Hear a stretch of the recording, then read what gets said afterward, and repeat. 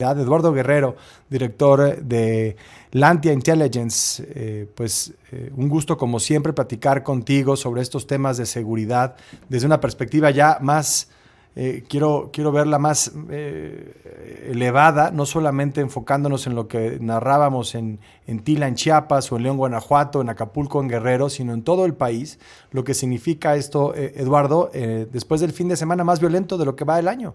281 asesinatos en México este fin de semana, Eduardo. Sí, qué gusto saludarte, Enrique. Saludos a tu auditorio. Y efectivamente, mira, lo que está sucediendo ahorita en Chiapas es la consecuencia de un deterioro progresivo del Estado en los últimos 2 años, en donde las autoridades federales y estatales, pues básicamente han brillado por su ausencia. El gobernador ha sido prácticamente invisible y el presidente de la República pues se la ha pasado negando la realidad, ¿no? Diciendo que no pasa nada en Chiapas, que las cosas están tranquilas, que son asuntos menores.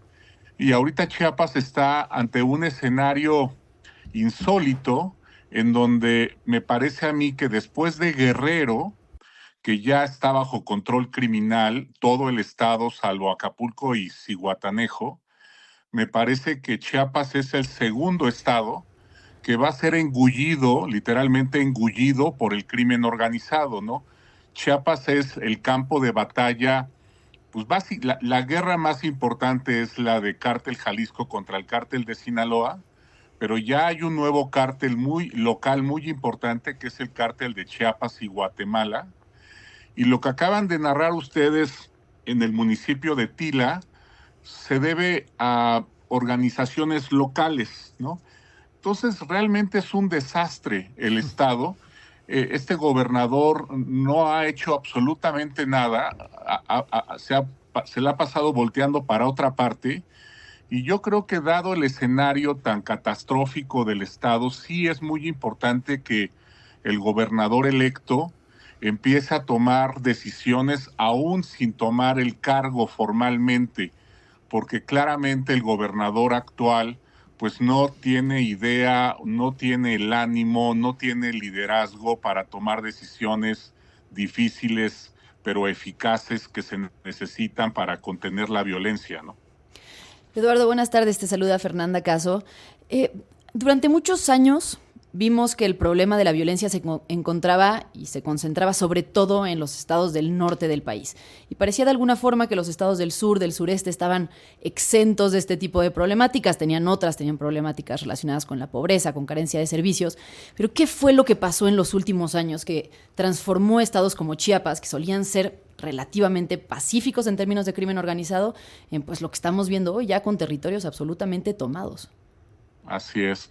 Mira, lo que sucedió, como tú bien indicas, la crisis empezó en el norte y fue ahí justamente donde empezó también la reconstrucción de las instituciones de seguridad y de procuración de justicia, ¿no? Los casos, recordemos, Chihuahua, en Nuevo León, empezaron a Coahuila. reconstruir sus policías. Bueno, Coahuila, que ahorita es un ejemplo de pacificación muy impresionante. Eh, y la crisis entonces empezó a recorrer del norte hacia el centro y después hacia el sur, y además también empezó a moverse de los centros urbanos a las áreas rurales, ¿no?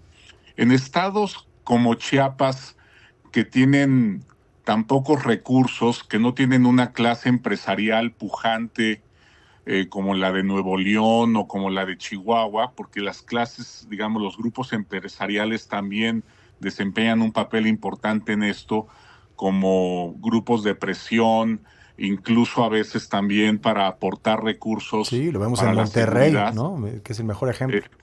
Exactamente, ¿no? Con Rodrigo Medina, por ejemplo, los empresarios tuvieron que aportar, me parece que el 1 o 1.5 de impuestos de sus nóminas para construir una unidad habitacional para las policías y los seguros de gastos médicos y de vida de los policías, etcétera, ¿no? Pero en un escenario como el de Chiapas, con tanta pobreza, con rezagos ancestrales, con conflictos de carácter étnico, realmente son territorios en donde el Estado, la autoridad, pues es más una metáfora que una realidad, ¿no? Y entonces, en 2020, cuando Donald Trump amenaza a México con elevarle los aranceles si no contiene la migración centroamericana, y nos obliga al presidente López Obrador a desplazar a la frontera sur 35,000 elementos de la Guardia Nacional, y todavía Donald Trump medio se burlaba de López Obrador diciendo que había hecho el mejor negocio de su vida porque habíamos puesto 35,000 elementos y no le había costado nada a Estados Unidos. Bueno, sí logramos contener la migración, pero se generó un mercado negro en esa zona, Chiapas incluido, también Tabasco, de migrantes, de tráfico de personas. Sí, las rutas quedaron en manos de los grupos del crimen organizado que se dedican justamente al tráfico de personas y a tratar de establecer control de nuevo sobre este negocio, esta industria millonaria ya de la inmigración indocumentada. Eduardo Guerrero, te tengo que interrumpir, vamos a una pausa, pero muchísimas gracias como siempre por acompañarnos, una conversación que da para mucho más. Estaremos en contacto. Gracias, Eduardo. Así es. Saludos, abrazos, bye. Hacemos una pausa, volvemos en tiempo real.